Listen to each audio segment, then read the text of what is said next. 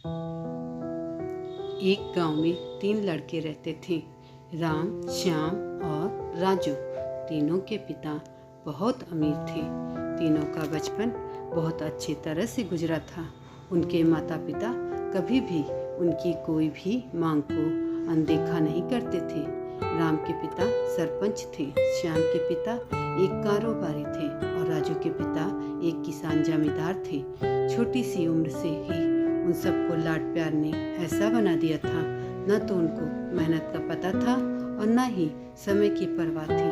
अक्सर वह सारा दिन बस घूमते रहते, नशे और अन्य भोग विलास में डूबे रहते, जिससे उनके गांव वाले भी दुखी थे। सरपंच और बड़े लोगों के बच्चे होने के कारण उनकी कोई शिकायत कर पाने की हिम्मत नहीं कर पाता था, जिससे उनका मनोबल और बढ़ गया था।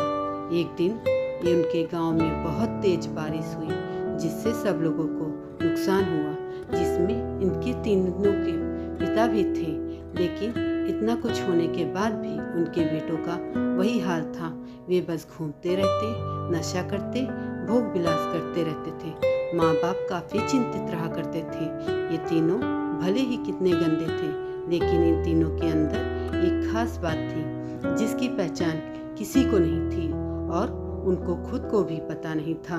राम एक बहुत अच्छा नेता प्रतिपक्ष था, क्योंकि अपने पिता के साथ रहते हुए उसको इसकी काफी ज्ञान हो गया था, क्योंकि उसके पिता सरपंच थे।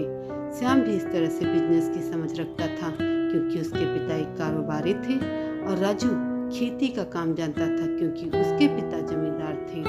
पर अपनी गलत कामों की वजह से इन सब ने अपने इस टैलेंट पर ध्यान ही नहीं दिया, जो कि उनकी सबसे बड़ी कमजोरी थी।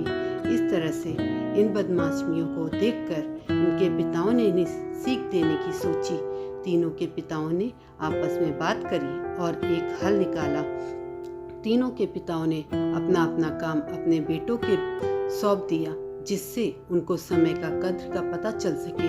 तीनों के पिता ने एक वसीयत बनाई, जिसमें ये लिखा था, 1 वर्ष के अंदर इन तीनों को 10-10 लाख रुपए कमा कर देने होंगे, जो बिना किसी गलत काम करके कमाए गए हों, और तीनों को अलग अलग स्थान पर रखना था। इन तीनों को 5-5 लाख रुपए भी दिए गए, ताकि उनको अपना काम स्टार्ट करने में दिक्कत ना हो। पहले तो सब खुश हो गए कि अब हम आज़ाद हो गए हैं, हमें पैसे मिल गए हैं, और ऐसा सोच करके इन्होंने फिर काफ़ी समय मौज मस्ती करने में लगा दिया। इस तरह से 6 महीने बीत गए और इनका काफ़ी सारा नुकसान भी हुआ। फिर एक दिन अचानक इनको एहसास हुआ कि अगर हम शर्त हार गए तो हम अपनी अपनी जायदाद खो बैठेंगे। धीरे धीरे उनकी चिंताएं बढ़ने लगी। एक दिन वे इसी अधेड़ धुन में एक पार्क में बैठे थे और कुछ डिस्कस कर रहे थे कि उनको एक छोटी सी लड़की मिली। वो फूल बेच रही थी, साथ में पढ़ भी रही थी। तीनों लोग उस लड़की के पास गए और राम ने उस लड़की से बोला, बेटी आपकी उम्र क्या है? तो लड़की ने जवाब दिया कि मैं 12 वर्ष की हूँ अंकल। इतना सुनते ही राम ने आश्चर्य से पूछा, आप इतने छोटे होकर के खेल नहीं रहे हो? इस पर लड़की ने जवाब दिया कि मेरे पापा इस दुनिया में नहीं हैं, माता बीमार रहती हैं, इसलिए मैं ये काम करती हूँ। ये सुनकर राम ने अपना पर्स निकाला। उसके पास जो भी पैसे बचे हुए थे वो उस लड़की को देने लगा। इसके बाद लड़की ने बोला, अंकल आप भी फूल ले लो, मुझे बहुत खुशी होगी, क्योंकि मैं अगर आपसे फ्री में पैसे ले लूँगी तो फिर मेरा पढ़ाई में मन नहीं लगेगा, मैं कामचोर बन जाऊँगी, क्योंकि यही समय है जिस समय मैं अपना भविष्य लग सकती हूँ। राम ने उस लड़की से सारे फूल ले लिए और तीनों घर लौट गए। उस फूल वाली लड़की का उन तीनों लड़कों पे बहुत गहरा प्रभाव पड़ा। रात भर तीनों बच्ची के बारे में सोचते रहे और उन्हें एहसास हुआ कि तीनों कितने गलत थे।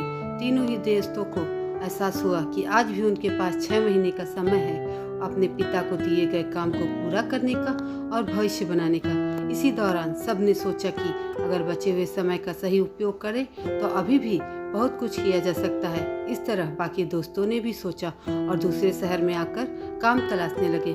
पर उनके शर्त में एक शर्त यह भी थी कि उनको जो भी काम करना है वे अपनी पहचान बताए बिना करेंगे, जिससे ये साफ था कि उनको काम नहीं मिला। और जब काम नहीं मिला तो उन्होंने सोच लिया कि अब वे अगर कुछ भी करेंगे तो अपने गांव में जा कर के ही काम करेंगे। भले ही उनके पिता कुछ भी सोचें, लेकिन फिर भी अपने गांव में जाएंगे और अपने गांव में कुछ नए काम करेंगे, भले ही उनको अपने पिता की वसीयत न मिले। तीनों लड़के अपने गांव में फिर से आए और अपने अपने पिताओं से जाकर मिले और उन्होंने अपने अनुभव के बारे में बताया और बोला कि वे आगे से ऐसी गलती नहीं करेंगे और वे उन्हें माफ़ कर दे। लेकिन पिता तो शर्त पे ही अड़े हुए थे। लड़कों को कोई दया नहीं मिली। तीनों को फिर से दुख हुआ कि तीनों अपनी गलती का एहसास होने के बाद भी उनके पिता उनका सपोर्ट नहीं कर रहे हैं और फिर से वे रात भर सोचते रहे कि अब क्या किया जाए। तीनों ने मिलकर एक स्कीम निकाली। राम अपने मित्रों के साथ मिलकर लोगों की प्रॉब्लम को सुलझाने लगा, जिससे उसको गांव की समस्याओं का ज्ञान हुआ। इसी तरह श्याम भी गांव के विकास के लिए नए नए तरीके सीख गया और राजू को किसानों और बीजों का ज्ञान हो जाने से उसको काफ़ी फायदा हुआ। तीनों ने मिलकर अपने बाकी पैसों को सही ढंग से सही जगह लगाकर गांव को एक नया रूप दे दिया। उनकी कड़ी मेहनत से गांव के लोग क्या, दूसरे शहरों के लोग भी उनकी तारीफ करने लगे। उनका गांव तरक्की करने लगा। नई तकनीकियों के कारण हर वर्ग के लोगों को उनका जुड़ाव होने लगा और एक समय आने के बाद उनके पिताओं ने भी उनको माफ़ कर दिया। इस तरह से दोस्तों, इन तीनों के समय की कीमत का अंदाज़ा हुआ कि पहले वे कितना समय बर्बाद कर रहे थे, लेकिन जब से उनको समय की कीमत का पता चला तो तब से उन्होंने समय को बर्बाद नहीं किया और काम कर करके पैसा कमाया, नाम कमाया और ये सीखा कि ईमानदारी से ज़िंदगी कैसे जीते हैं। दोस्तों, कुल मिला के कहने का मतलब यही है कि आप सभी को समय को बर्बाद ना करें।